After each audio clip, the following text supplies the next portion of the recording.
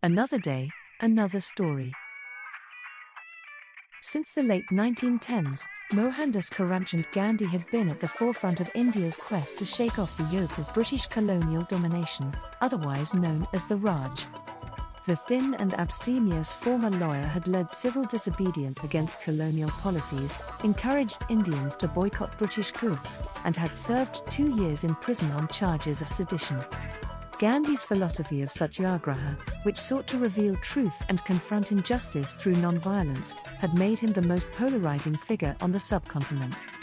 Welcome to Tabo Eminent Channel. While the British regarded him with suspicion, Indians had begun calling him Mahatma, or Great Souled.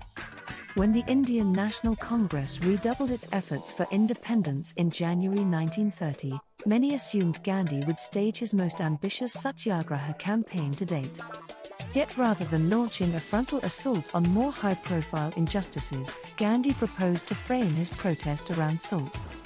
As with many other commodities, Britain had kept India's salt trade under its thumb since the 19th century, forbidding natives from manufacturing or selling the mineral and forcing them to buy it at high cost from British merchants. Since salt was a nutritional necessity in India's steamy climate, Gandhi saw the salt laws as an inexcusable evil. Many of Gandhi's comrades were initially skeptical.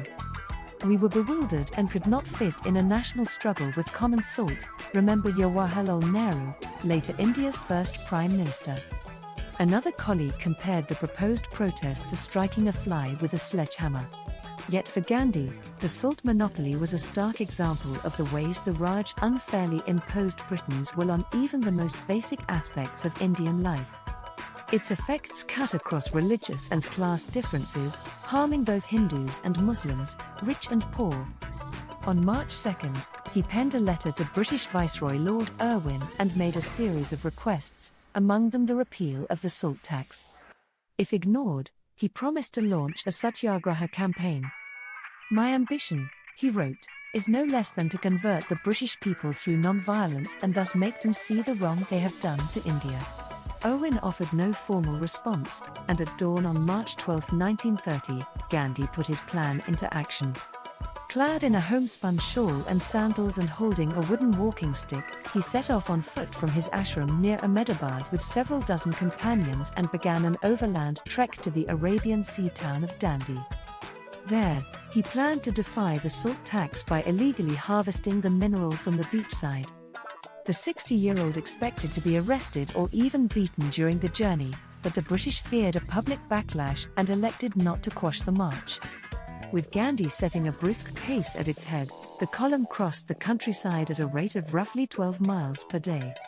Gandhi paused at dozens of villages along the route to address the masses and condemn both the Raj and the salt tax. He also encouraged government workers to embrace his philosophy of non-cooperation by quitting their jobs. "What is government service worth, after all?" he asked during a stop at the city of Nadyad. "A government job gives you the power to tyrannize over others." As Gandhi and his followers inched toward the western coastline, thousands of Indians joined their ranks, transforming the small cadre of protesters into a miles-long procession. The New York Times and other media outlets began following the walk's progress, quoting Gandhi as he denounced the salt tax as monstrous and chided the British for being ashamed to arrest me. In addition to lambasting the Raj, Gandhi also used his speeches to lecture on the injustices of the Indian caste system, which labeled the lowest classes untouchable and deprived them of certain rights. Gandhi stunned onlookers by bathing at an untouchable well at the village of Davon, and during another stop in Gajra, he refused to begin his speech until the untouchables were allowed to sit with the rest of the audience. Gandhi and his party finally arrived at Dandi on April 5, having walked 241 miles in the span of just 24 days. The following morning, thousands of journalists and supporters gathered to watch him commit his symbolic crime. After immersing himself in the sparkling waters of the Arabian Sea, he walked ashore where the beach's rich salt deposits rested. British officials had reportedly ground the salt into the sand in the hope of frustrating Gandhi's efforts, but he easily found a lump of salt-rich mud and held it aloft in triumph. With this, he announced, "I am shaking the foundations of the British Empire." Gandhi's transgression served as a signal for other Indians to join in what had become known as the Salt Satyagraha. Over the next several weeks, supporters across the subcontinent flocked to the seaside to illegally harvest the mineral. Women took on a crucial role. Many boiled water to make salt, and others sold illicit salt in city markets or led pickets in front of liquor and foreign cloth shops. It seemed as though a spring had suddenly been released, Nehru later said. Some 60,000 people were arrested in the spree of civil disobedience, and many were beaten by police. Gandhi was taken into custody on May 5, after he announced his intention to lead a peaceful raid on a government salt works at Darsana. But even with their leader behind bars, his followers pressed on.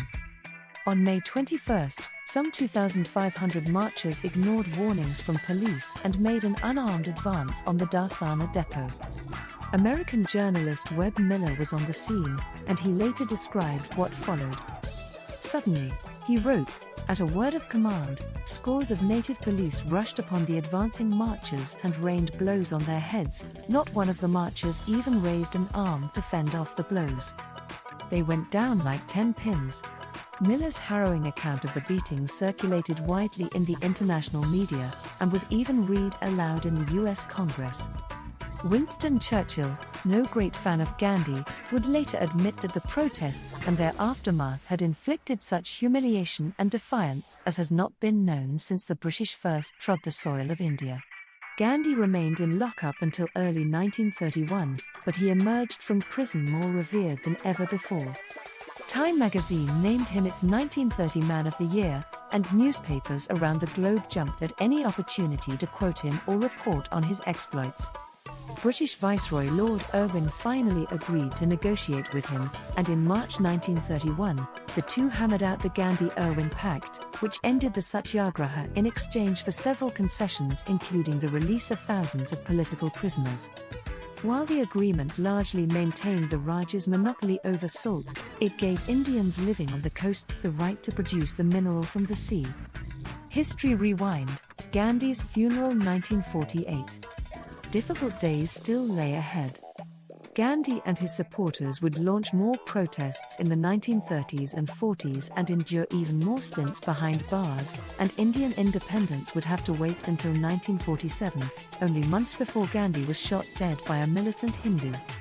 But while the immediate political results of the Salt March were relatively minor, Gandhi's Satyagraha had nevertheless succeeded in his goal of shaking the foundations of the British Empire. The trek to the sea had galvanized Indian resistance to the Raj, and its international coverage had introduced the world to Gandhi and his followers' astonishing commitment to nonviolence. Among others, Martin Luther King Jr. would later cite the Salt March as a crucial influence on his own philosophy of civil disobedience. Gandhi had sent a simple message by grasping a handful of salt on the beach at Dandi, and millions had answered his call. Thanks for watching. Request you to subscribe the channel.